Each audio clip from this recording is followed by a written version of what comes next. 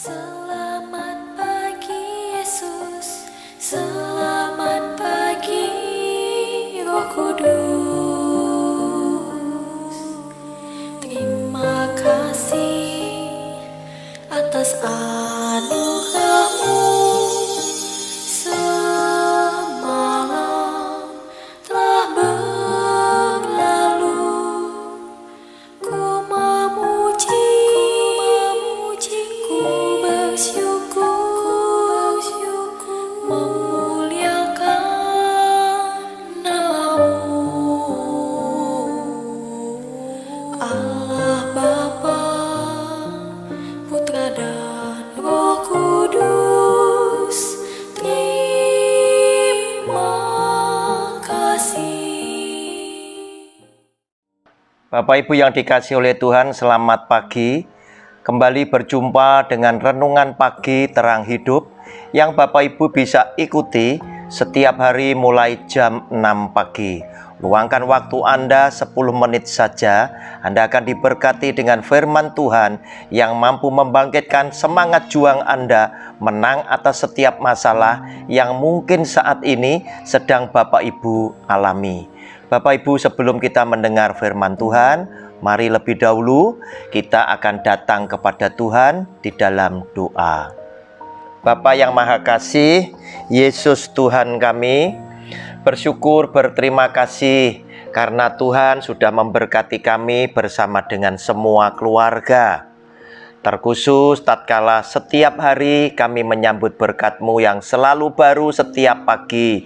Kami disadarkan bahwa berkat-berkat yang kami terima dan kami nikmati bersama dengan seluruh keluarga kami adalah berkat-berkat yang terbaik di dalam kehidupan kami. Sehingga semuanya ini membawa kami kepada satu kesimpulan bahwa Engkaulah Sang Pencipta kami, Tuhan Sang Juru Selamat dan penebus dosa-dosa keluarga kami, yang senantiasa dengan segala kasih setia Tuhan memeliharakan semua keluarga kami, menyembuhkan kami tatkala kami sakit, memulihkan kekuatan kesehatan kami, dan Engkau berkenan juga menolong kami saat kami harus menghadapi persoalan hidup. Demikian pula Tuhan, Engkaulah yang melindungi kami, membela kami, dan melepaskan kami dari semua yang jahat. Pagi yang indah kami rindukan mendengar suara-Mu. Berfirmanlah Tuhan, kami telah siap mendengar sabda daripada firman Tuhan. Di dalam nama Tuhan Yesus, kami percaya dan sudah berdoa. Amin. Bapak Ibu, ke-12 ucapan kutuk yang ke-11 dari Ulangan 27 ayat 14 dan 25 akan saya bacakan.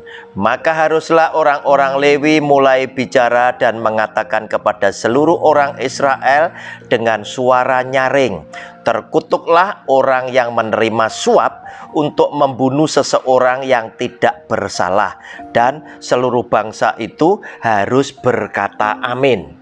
Bapak Ibu, hati-hati di dalam kehidupan zaman sekarang. Akan lebih banyak cara untuk melakukan kejahatan dibandingkan pada saat zaman firman Tuhan ini ditulis.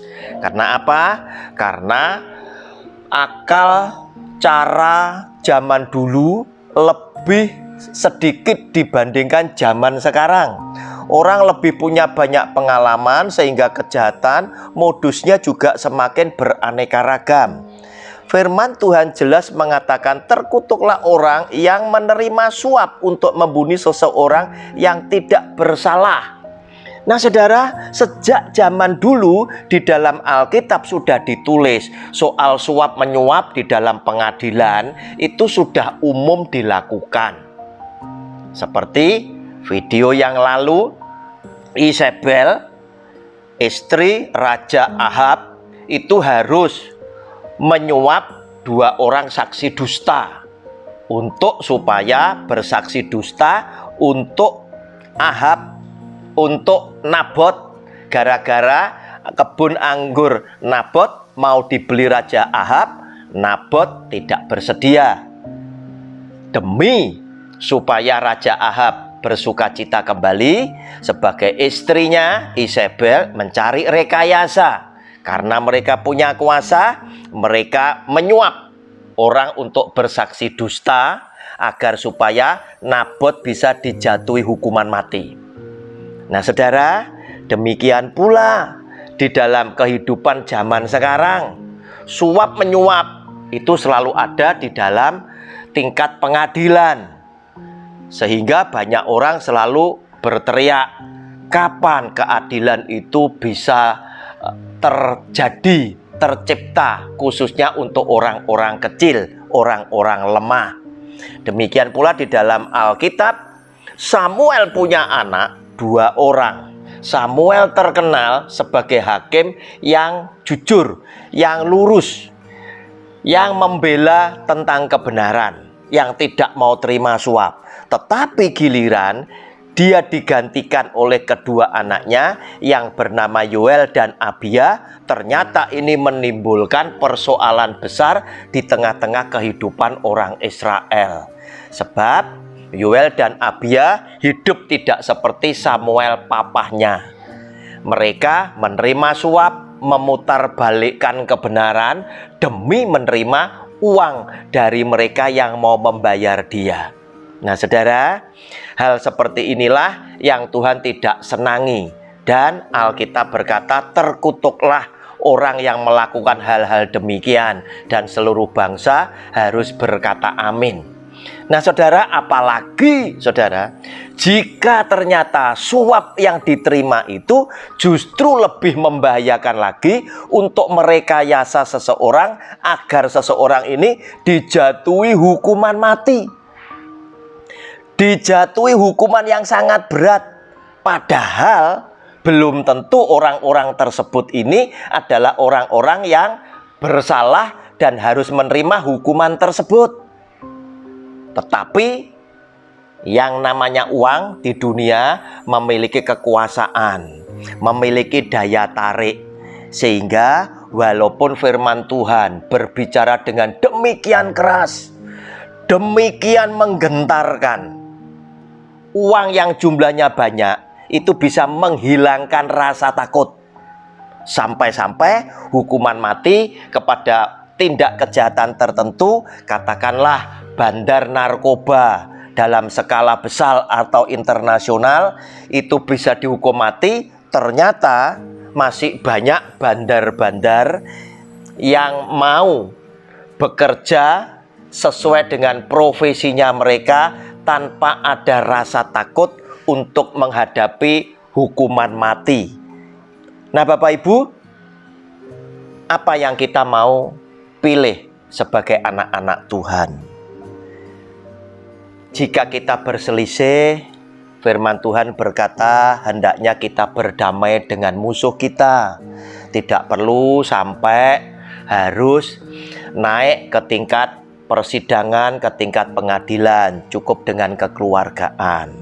Tetapi jika hal itu tidak mungkin bisa dihindari, biarlah itu naik ke tingkat persidangan, tetapi kita tetap akan menjadi anak-anak Tuhan yang dengan jujur kita berharap bersandar kepada keadilan Tuhan. Nah, saudara, inilah pilihan kita sebagai anak-anak Tuhan di dalam dunia ini, agar supaya lewat kehidupan kita banyak orang menyaksikan bahwa kita ternyata adalah anak-anak Tuhan yang berharap dan bersandar hanya kepada keadilan Tuhan semata-mata. Bapak Ibu, saatnya Anda harus bekerja, pergi ke tempat tujuan untuk bekerja, maka pergilah untuk bekerja dan beraktivitas. Yesus Tuhan kita telah melindungi keluar masuk pintu rumahmu dan telah mengutus seorang malaikat yang akan berjalan di depanmu, membawa engkau tiba di tempat tujuan dengan selamat, membawa engkau pulang di tengah kekasihmu kembali dengan sehat dan selamat pula, serta Tuhan memberkati engkau boleh berhasil berkemenangan sesuai dengan kasih karunia Tuhan yang dicurahkan di dalam hidupmu bersama seluruh kaum keluargamu. Dalam nama Tuhan Yesus kami percaya. Amin. Terima kasih Yesusku.